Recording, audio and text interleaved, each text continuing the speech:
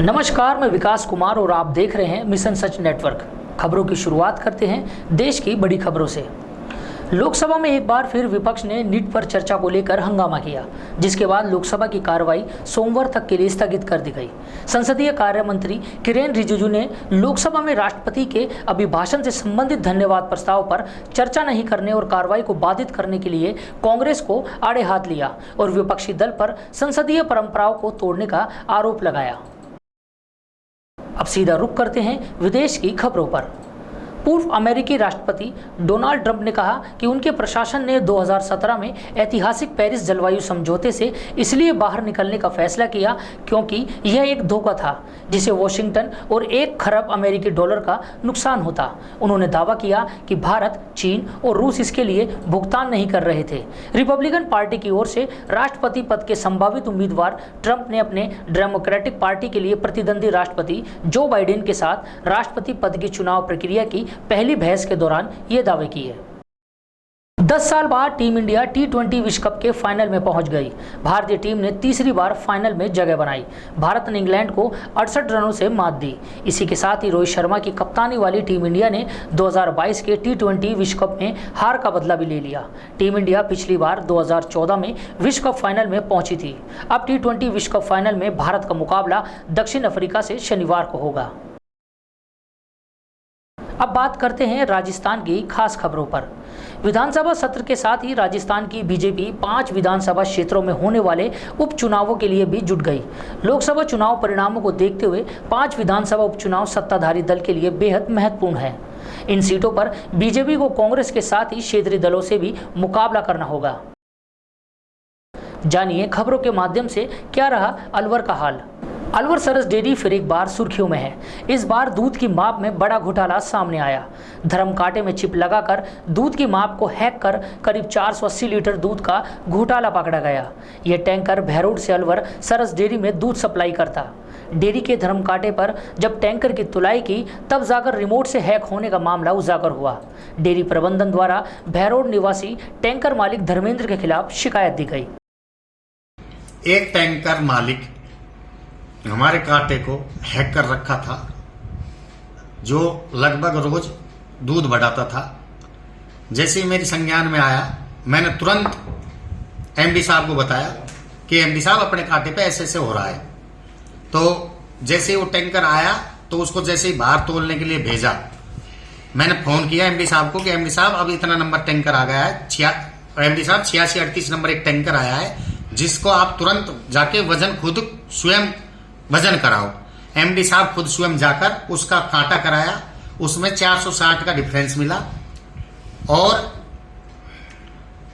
उसकी कार्रवाई जैसे ही हमने टीम तैयार करके उसकी कार्रवाई करी, तो हमने जैसे ही कांटा चेक करवाया तो उसमें एक चिप मिली, जिससे वो आदमी आकर रिमोट से उसको दूध को बढ़ाता था।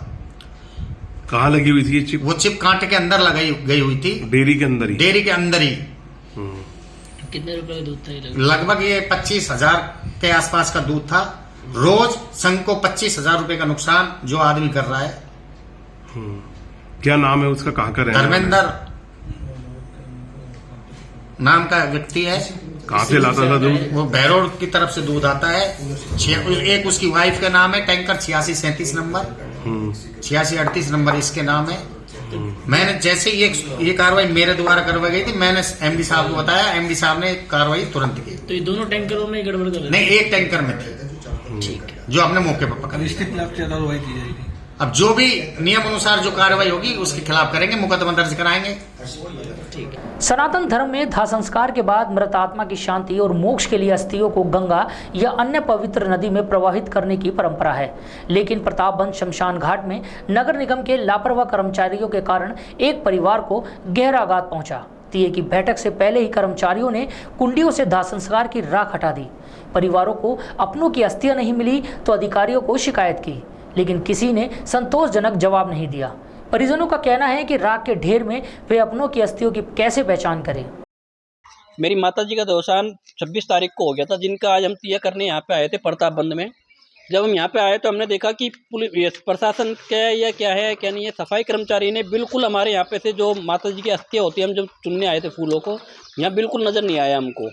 और हम कम से कम 2 से ढाई घंटे हो गए, ना तो कोई प्रशासन यहाँ आने को वो हो रहा है, ना कोई देखने तक नहीं आया अभी तक कि क्या घटना हुई है, क्या है क्या नहीं हुई है।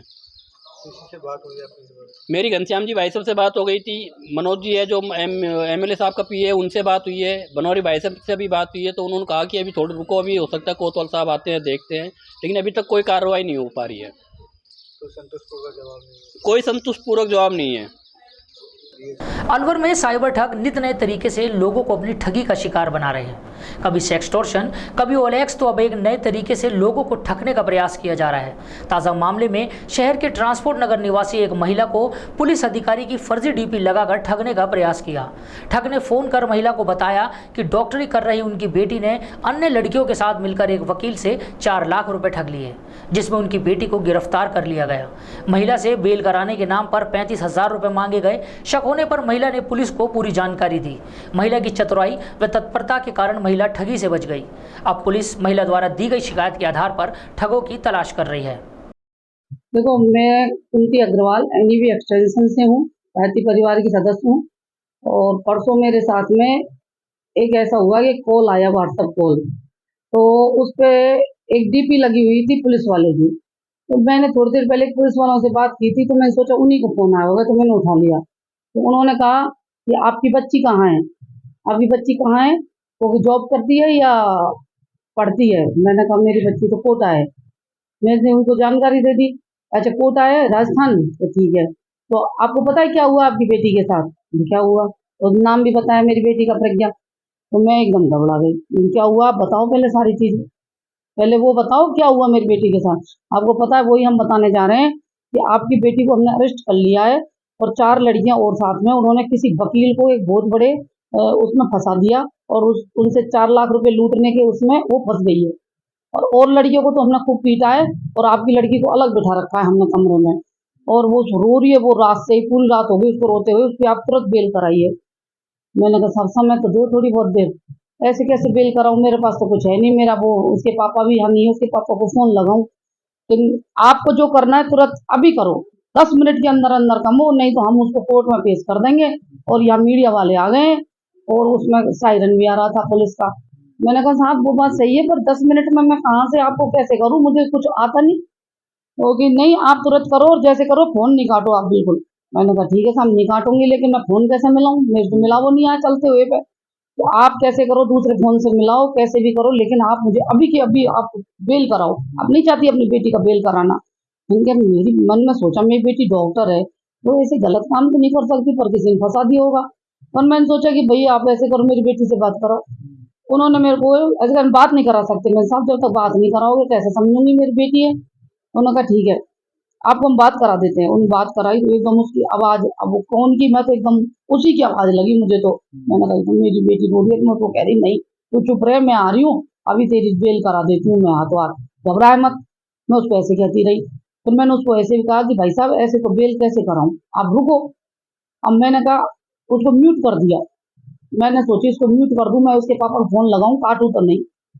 मैंने जैसे म्यूट किया तो वो चिल्लाता रहा उधर से, आपने मुझे म्यूट क्यों कर दिया, आप मेरे से बात करते रहो, बात करते रहो। मैंने तो उसको म्यूट ही रखा। फिर कितने पैसे की मांग की? 35,000 रुपए की। 35,000 की आपको है ना, तुरंत अगर अभी बेल करानी है तो 35,000 रुपए लगेंगे, और बाद में आप थोड़ी भी लेट हुए तो पैसा ज्यादा लगेंगे। मैंने कहा 35,000 ही तो लगेंगे, अभी मैं 10 मिनट को टाइम दे दो, अभी करा दूं बेल। कौन था वो कॉल करने वाला? पता नहीं कौन था, नाम तो उसने बताया नहीं। कैसे?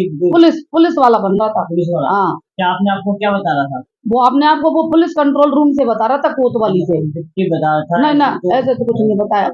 ऐसे काम पुलिस थाने से बोल रहे। पुलिस कौन थाने से बोल रहा था? अब ऐसे मैंने पूछी, जब नहीं बताई फिर बहुत देर पीछे गई, हम कोतवाली से बोल रहे हैं। कोतवाली? तो आप थाना तो बताओ।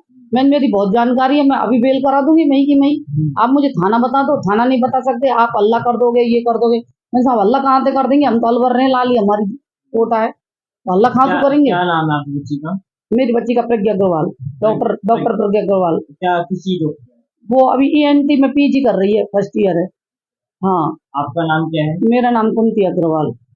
फिर उसने ना वो जैसे हमने और फोन लगाया तो मेरी बेटी ने, ये छोटी वाली आ गई मेरी आवाज सुन के, तो इसने उसको कहा मम्मी मैं उसको फोन लगाती हूँ। इसने फोन लगा दिया तो एकदम उसने फोन उठा लिया, वो बात करने लग गई। मैं समझ गई ये तो मेरे साथ कोई फर्जीवाड़ा हो रहा था, ये तो ये रही। फिर मैंने उसको फोन काट दिया। फिर उसने फिर दोबारा मुझे फोन करके अकड़ा, मैं उसको गालियां दी अच्छी खासी। तो थाने में आपने शिकायत दी है? हाँ, 100 नंबर पे शिकायत दर्ज करा दी है। मैंने उसको नंबर भी दे दिए, जो दूसरे नंबर उसने मुझे दिए थे ना कि इस पे मेरे पैसा डाल देना, वो भी मैंने थाने में दर्ज उसमें करा दिए 100 नंबर पे। हाँ, तो मैं तो यही कहना चाहूंगी सब लोगों को कि सतर्क रहें इस तरीके से, और सबको ये बताते रहें कि कोई किडनैप नहीं है, और किडनैप और अरेस्ट हो जाए तो इस तरीके की कोई बेल नहीं होती है। अलवर की बिजनेस फैमिली तोलानी परिवार के बीच विवाद लगातार बढ़ता जा रहा है। विदेश में रहने वाली बेटी ने अपनी मां व चाचा सहित अन्य के खिलाफ कई मुकदमे दर्ज कराए, जिस पर पुलिस ने कार्रवाई करते हुए कंपनी के एम्प्लॉय मनीष तोलानी को गिरफ्तार किया। पुलिस अधीक्षक आनंद शर्मा ने बताया कि यह बिजनेस फैमिली में आपसी विवाद का मामला है, जिसमें बच्चे और पत्नी के बीच विवाद है। आईजी के निर्देश पर एसआईटी का गठन किया गया, जिसमें अतिरिक्त पुलिस अधीक्षक को जांच सौंपी गई, जिसके बाद मनीष तोलानी को गिरफ्तार किया गया। मनीष पर गलत तरीके से प्रॉपर्टी को अपने नाम कराने का आरोप था। देखिए, ये जो एक बिजनेस फैमिली है, उसी में बच्चे और वाइफ के बीच में एक विवाद है, और इनमें कई प्रकरण इन्होंने आपस में कराए। तो आईजी साहब जयपुर के निर्देश पर एक एसआईटी गठित हुई है, जिसे अतिरिक्त पुलिस अधीक्षक हेड कर रहे हैं।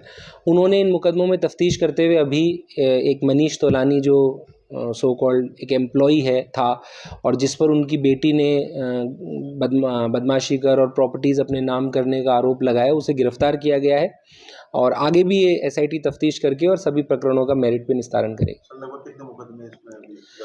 इनमें टोटल आपस में करीब 11 मुकदमे दर्ज हुए हैं, जिनमें से 6 का निस्तारण हो चुका है और 5 अभी पेंडिंग है। अवैध निर्माण करने वालों को टोकना एक सरकारी टीचर व उनके भाई को भारी पड़ गया। अवैध निर्माण करने वाले लोगों ने टीचर का सिर फोड़ दिया और बीच बचाव करने आए भाई को जमकर पीटा। मारपीट का वीडियो भी सामने आ गया, जो शहर भर में सोशल मीडिया पर जमकर वायरल हो रहा है। शिकायत के बाद पुलिस पूरे मामले की जाँच में जुटी। जैसे अध्यापक हूँ, मैं स्कूल से आया सर, आके देखा तो पड़ोस में क्या मकान अवैध मकान बन रहा है, वो थोड़ा आगे बना रहे हैं बाउंड्री को, जहाँ पहले उनका था उधर से आगे बना रहे हैं। मैंने उनको टोका कि बोला भाई साहब यार ये क्या कर रहे हो, तो उन्होंने साहब कुछ नहीं सुना और घर पे आके मारपीट करने लगे। इसकी वारदात मेरे मकान पर लगे सीसीटीवी कैमरे में भी दर्ज है। मैं जैसे ही मेरे को लोगों ने सलाह दी कि आप कोतवाली जाइए रिपोर्ट दर्ज कराने के लिए। मैं गया वहाँ पे, हमारे जो बीट इंचार्ज लगा रखे हैं अरुण जी, वो वहाँ पे है नहीं। फिर भाई साहब आ गए थे गांव से, तो इन्होंने आके मेरे को फ़ोन किया कि क्या, मैंने कहा यार अभी एफआईआर लॉन्च नहीं हुई है, मैं बैठा हूँ कोतवाली में। तो उन्होंने बात करने के लिए बुलाया भाई साहब ने, तो भाई साहब से बात करने के लिए जैसे ही वो गए, वो उन्होंने तो दोबारा मारपीट चालू कर दी, और मारपीट में सर पत्थर उठा के भाई साहब के ज़्यादा मारी है, मेरे भी मारी है। मेरी मिसेज थी उनकी, मेरे सर में चोट आई है, इधर भी आई है, यहाँ पे आई है, और मुंह पे भी है, हाथ में भी। भूरसिद्ध मंदिर में पुजारी व उसके बेटे के साथ मारपीट के मामले में सर समाज के लोगों ने कार्रवाई न होने पर एएसपी डॉक्टर तेजपाल सिंह से मिलकर पीड़ितों के मेडिकल व दोषियों के खिलाफ सख्त कार्रवाई की मांग की। 2 दिन पहले भूरसिद्ध मंदिर के पुजारी पंडित दिनेश व उनके बेटे के साथ कुछ असामाजिक तत्वों ने मंदिर में घुसकर मारपीट कर 25,000 व मोबाइल लूट लिया। 2 दिन बाद भी पुलिस ने पीड़ित का मेडिकल नहीं करवाया। वहीं एसपी तेजपाल सिंह ने कहा कि अभी जांच की जा रही है, दोषियों के खिलाफ सख्त कार्रवाई की जाएगी।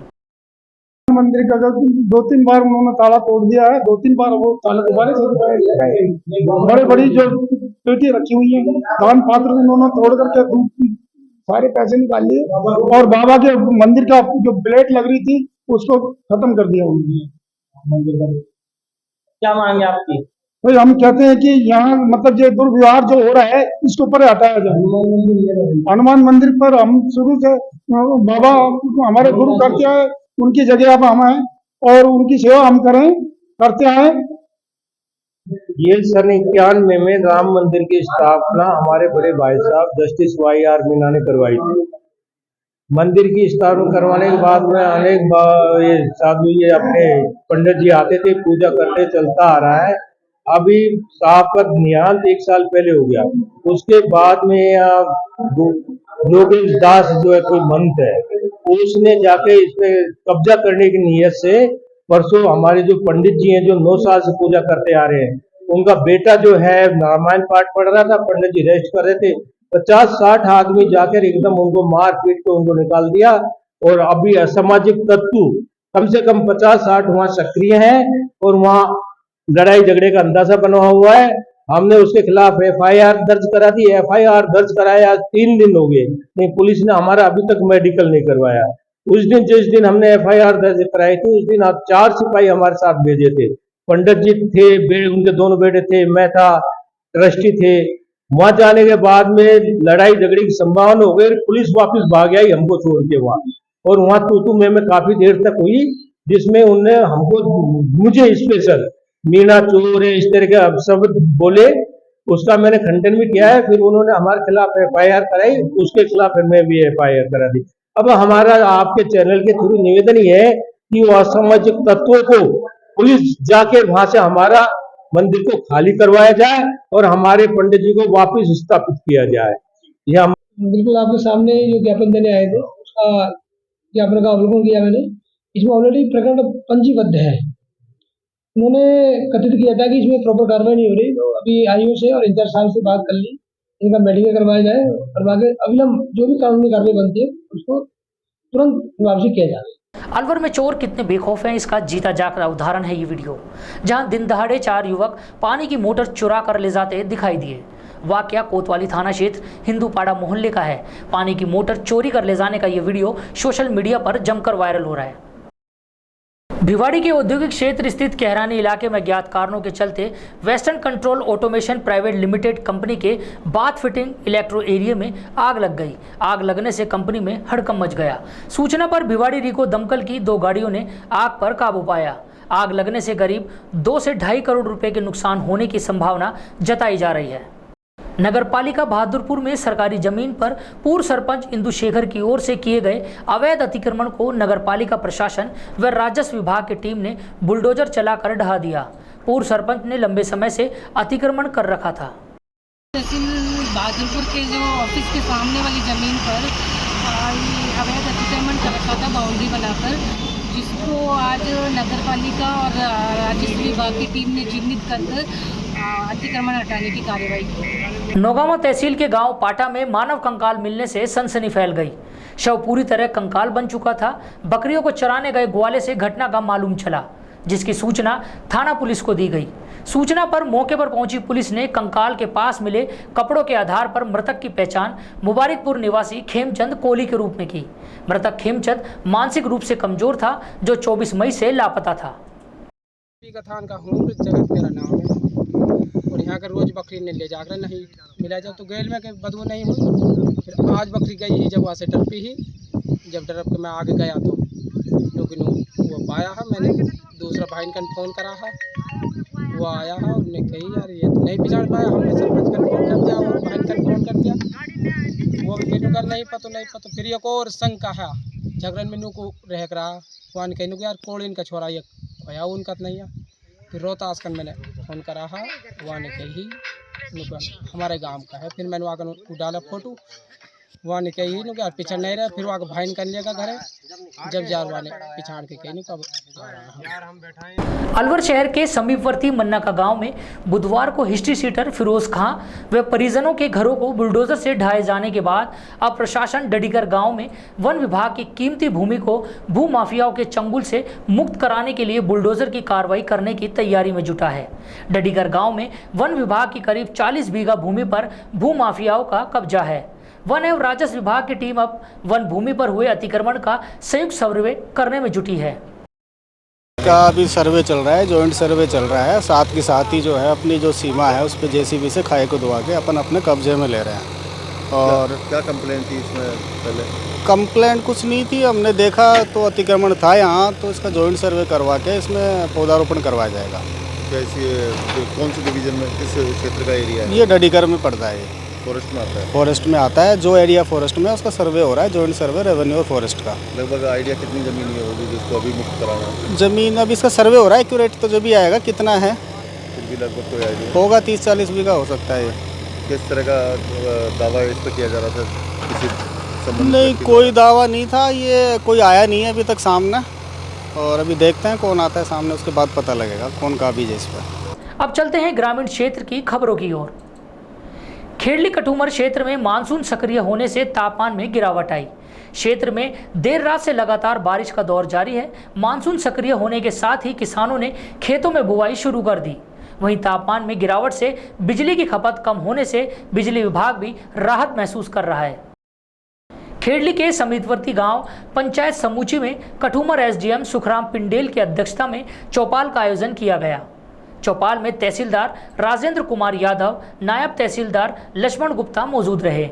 इसमें ग्रामीणों ने प्रमुख रूप से अतिक्रमण, पानी की समस्याओं से अधिकारियों को अवगत कराया। आज ग्राम पंचायत समूची में रात्रि चौपाल का आयोजन किया गया, जिसमें लगभग 20 के लगभग प्रकरण प्राप्त हुए, जिसमें मुख्य रूप से अतिक्रमण को लेकर, आम रास्ते पर अतिक्रमण को लेकर, पेयजल सप्लाई को लेकर और कुछ जो जमीन के बंटवारे संबंधी विवादों को लेकर प्रकरण आए। उसमें से 6-7 प्रकरणों का मौके पर निस्तारण कर दिया गया और बाकी प्रकरण संबंधित विभाग को भिजवा दिए गए और इनको संपर्क पोर्टल दर्ज किया जाएगा और आने वाले 15 दिन में इन सभी प्रकरणों का निस्तारण करवा दिया जाएगा।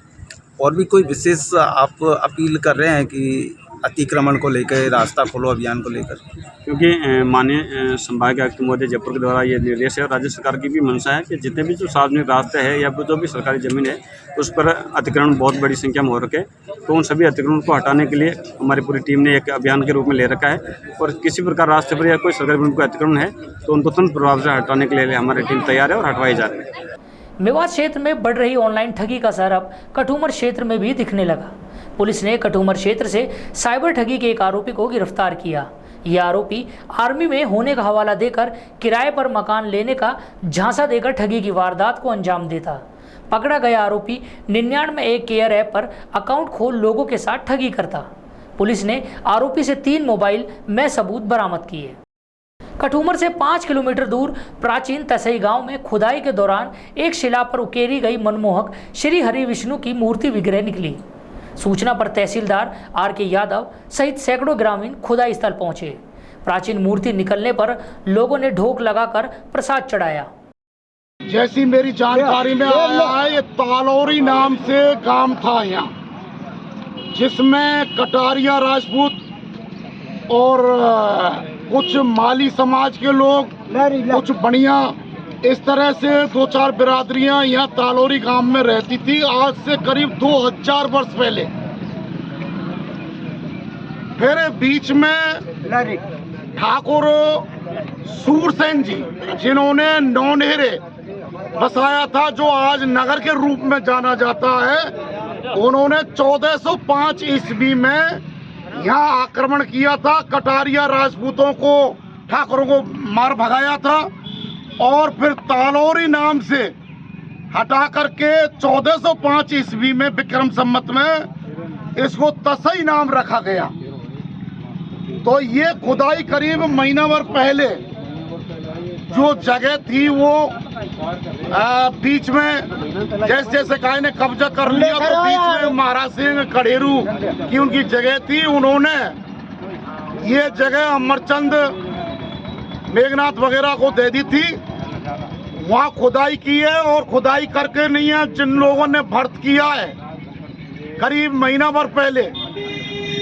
अब देखिए ये क्या हुआ, ईश्वर की लीला है कि उसमें जेसीबी में अड़सी नहीं है। ये आपके सामने मूर्ति है करीब 3 फुट के आसपास और चौड़ाई भी है, जबकि जेसीबी में अड़ना चाहिए, बॉर्डर में उसको पता लगना चाहिए। और इनने यहाँ भर्त किया अपने ट्रैक्टर से। और कल ये यहाँ इसको एकसार कर रहे थे मिट्टी को, तो वहाँ में ये मूर्ति यहाँ निकली है। विराटनगर क्षेत्र के बागाबास 84 में कार्यकर्ताओं ने ईआरसीपी योजना में क्षेत्र के 3 बड़े बांधों को जोड़ने के लिए मुख्यमंत्री भजनलाल के भाकरी में होने वाले धन्यवाद कार्यक्रम में शामिल होने के लिए बागाबास 84 में प्रदीप धनखड़ के नेतृत्व में निमंत्रण पत्र बांटे। बानसूर में विद्युत विभाग के विजिलेंस दस्ते ने अलग अलग जगहों पर कार्रवाई की। टीम ने विद्युत चोरी के 7 मामलों में करीब 2 लाख रुपए की वीसीआर भरी। विजिलेंस टीम ने दर्जन भर जगहों से अवैध विद्युत केबल तार उतार कर जब्त किए। बानसूर के आलनपुर में पानी की समस्या को लेकर महिलाओं ने अलवर भैरोड सड़क मार्ग पर जाम लगाकर मटकी फोड़ प्रदर्शन किया। महिलाओं ने कहा कि पिछले कई दिनों से कस्बे में पानी की समस्या बनी हुई है। ग्रामीणों ने कई बार विभाग के अधिकारियों और प्रशासन से शिकायत की, लेकिन कोई सुनवाई नहीं हुई। करौली की ग्राम पंचायत बजेड़ा के सिंगाना गांव में महादेव मंदिर से अथाई चौक के बीच छोड़े गए कच्चे रास्ते में बारिश का पानी जमा होने से ग्रामीणों को आवागमन में परेशानियों का सामना करना पड़ा। समस्या को लेकर पिछले दिनों करौली विधायक दर्शन सिंह को ज्ञापन सौंपा, लेकिन कोई समाधान नहीं हुआ। ग्रामीणों ने चेतावनी दी कि समस्या का समाधान नहीं हुआ तो आंदोलन किया जाएगा। रैनी उपखंड क्षेत्र के गढ़ी सवाई राम कस्बा स्थित नेशनल हाईवे अलवर महावीर जी मार्ग पर पुलिस चौकी में नफरी होने के साथ ही संसाधनों का अभाव है। पुलिस चौकी के पास खुद का भवन नहीं और जाब्ता भी पर्याप्त नहीं, जबकि पुलिस चौकी पर 18 गांवों की सुरक्षा का जिम्मा है। यह पुलिस चौकी कई वर्षों से एक निजी धर्मशाला में चल रही है। चौकी प्रभारी बाबूलाल मीणा का कहना है कि चौकी पर एक हेड कांस्टेबल और 5 कांस्टेबल का जाब्ता स्वीकृत है, लेकिन एक हेड कांस्टेबल और 2 कांस्टेबल ही उपलब्ध हैं। करौली के हिंडौन सिटी में 10 साल की मूक बधिर बच्ची की हत्या कर भरतपुर रेंज आईजी राहुल प्रकाश ने खुलासा किया। उन्होंने बताया कि बच्ची की हत्या उसके माता पिता और मामा ने षड्यंत्र पूर्वक की। बच्ची ने अपनी मां को संदिग्ध अवस्था में देख लिया था। बाद में मां और पुत्री में आपस में झगड़ा हो गया। झगड़ा होने के बाद बच्ची ने खुद को पेट्रोल डालकर आग लगा ली। बालिका के पिता ने गांव दादनपुर से कीटनाशक खरीदा और जयपुर जाकर मामा को दिया। मामा ने पेय पदार्थ में जहर मिलाकर बच्ची को पिला दिया। घटना के 45 दिन बाद आईजी राहुल प्रकाश एवं करौली एसपी ब्रजेश ज्योति उपाध्याय ने यह खुलासा किया। को करौली के हिंडौन के नई मंडी थाना क्षेत्र में एक अत्यंत ही दुखद घटना घटी थी, जिसमें कि एक 10 वर्षीय बालिका जल गई थी। जलने के बाद उसको जहर इलाज रखा गया और लगभग 11 दिन के बाद उसकी मृत्यु हो गई थी। ये पूरा का पूरा जो घटनाक्रम है वो अपने आप में एक तरफ जहाँ मानवीय संबंधों को तार तार कर देने वाला है, अत्यंत ही अविश्वसनीय है, और एक तरफ पुलिस को भी गुमराह करने का प्रयास करने वाला है और समाज को भी गुमराह करने का प्रयास करने वाला है। पूरा का पूरा जो घटनाक्रम है वो बड़ा ही षड्यंत्र पूर्वक किया हुआ और घिनौना है, और एक निर्दोष को भी अपने निहित स्वार्थों के लिए फंसाने से किया गया है। इसमें घटनाक्रम चूँकि अत्यंत गंभीर था, संवेदनशील था, इसलिए प्रारंभ में ही इसमें एक विशेष अनुसंधान दल का गठन किया गया था, जिसमें कि हमारे हिंडौन के जो वृत्ताधिकारी हैं गिरधर सिंह, रामकिशन यादव थानाधिकारी और 3 अन्य अधिकारियों को उस एसआईटी में रखा गया था। बाद में जब इसकी संवेदनशीलता और बढ़ती गई तो इस मामले को, इसकी एसआईटी को दोबारा गठित किया गया और उसमें हमारे भरतपुर के जो त्वरित अनुसंधान इकाई के इंचार्ज थे राम गोपाल जी बसवाल साहब एडिशनल एसपी, उनको इसका इंचार्ज बनाया गया और इनके साथ रामोतार मीणा जी, प्रेमचंद एएसआई जी, अशोक कांस्टेबल और नितिन सिंह कांस्टेबल जो कि साइबर थाने के हैं, इन लोगों को शामिल करके दोबारा एक नई एसआईटी बनाई गई और इन लोगों ने उसका अनुसंधान किया। इस सारे अनुसंधान में लगातार पुलिस अधीक्षक ब्रजेश ज्योति जी का सुपरविज़न रहा और दिन प्रतिदिन मॉनिटरिंग रही। लगातार मेरे साथ भी बात होती रही और विस्तृत रूप से इस पूरे मामले में इंट्रोगेशन और जो कबूलनामा हमारे पास आया आरोपियों का, उसके बाद इसका निष्कर्ष ये निकला कि पीड़िता की जो मृत्यु हुई वो जलने से नहीं बल्कि ऑर्गेनोफॉस्फेरस एक जहर होता है जिसका ब्रांड एल्ड्रीन था, उसके पिलाने के कारण हुई। ये अपने आप में हमारे लिए बड़ा सनसनीखेज था जब हमारे सामने ये बात आई तो।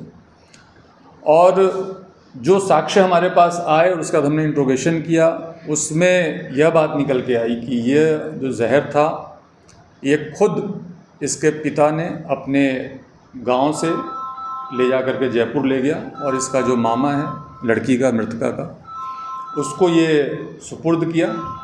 और ये घटना 17 तारीख की है देने वाली, और 18 तारीख को शाम को 4 बजे जो दूध की पिलाने वाली बोतल होती है जिससे ऑलरेडी वो जो पीड़िता बच्ची थी जो कि दूध या पानी पी रही थी, उसमें फ्रूटी के साथ मिला करके 4 बजे 18 तारीख को इसके मामा के द्वारा इस बच्ची को पिलाया गया। तो उसके बाद उसको, जैसा कि खुद उन लोगों ने इंट्रोगेशन में बताया कि उसके पूरे शरीर में खुजली होनी शुरू हो गई खुजली होने के बाद अगले दिन सांस में उसकी तकलीफ़ शुरू हो गई। डॉक्टर्स की तरफ से उसको वेंटिलेटर लगाने के लिए कहा गया।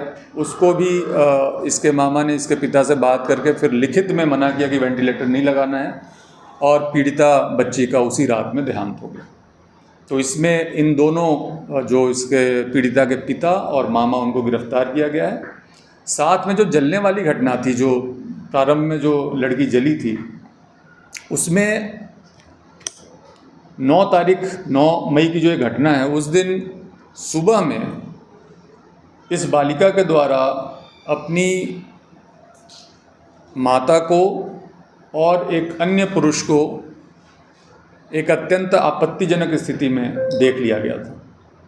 और उस स्थिति में देखने के बाद जो विवाद हुआ, उसमें जो इसकी माँ थी, उसने इसको झाड़ू से भी पीटा, चप्पल भी मारा, और इसने, लड़की ने भी अपनी माँ को एक थप्पड़ मारा। ये बात पहले से एविडेंस के तौर पे हमारे पास आ गई थी।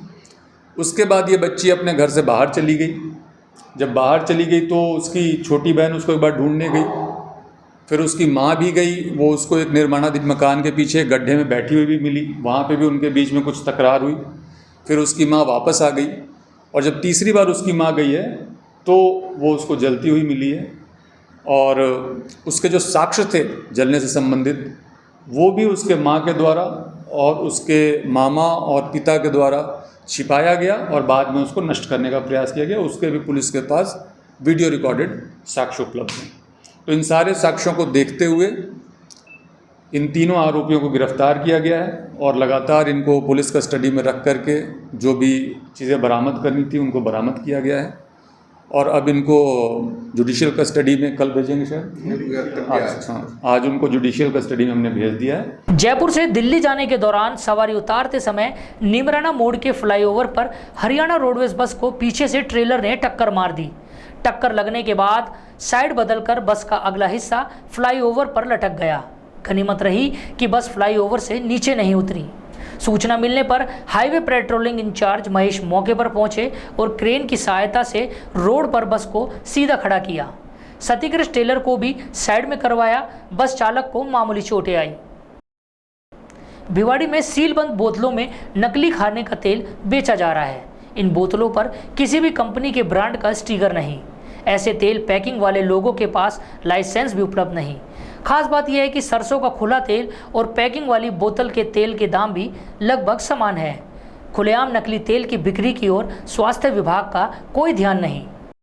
नौगावा में डंपर की टक्कर से मॉर्निंग वॉक कर रहे एक युवक की मौत हो गई।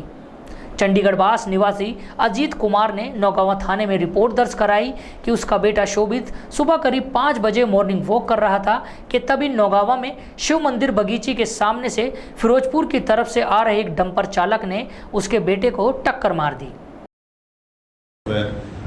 28/6/24 को जरिए टेलीफोन सूचना मिली कि एक एक्सीडेंट शिव मंदिर के पास एक्सीडेंट हुआ है। इस पर पुलिस जाब्ता मौके पर पहुंचा तो सोमित नाम का व्यक्ति जो टहलने के लिए सुबह मॉर्निंग वॉक के लिए निकला था, उसमें कोई अज्ञात डंपर टक्कर दे गया था, जिसकी डेड बॉडी को लेकर हॉस्पिटल CSC नौगावा में रख दिया गया, जिसका पोस्टमार्टम और पंचायतनामा कार्रवाई की गई है। तफ्तीश जारी है, डंपर की तलाश जारी है। डंपर मेरे भांजे का लड़का था, शोभित टहलने के लिए निकला और गोया रोड पर और एक वाहन चालक डंपर लापरवाही से उसने टक्कर मार दी और उसके ऊपर टायर चढ़ गया। उसका सिर कुचल के मौके पर ही मृत्यु हो गई। आज की खबरों में बस इतना ही। कल फिर मिलेंगे नई खबरों के साथ। तब तक के लिए नमस्कार।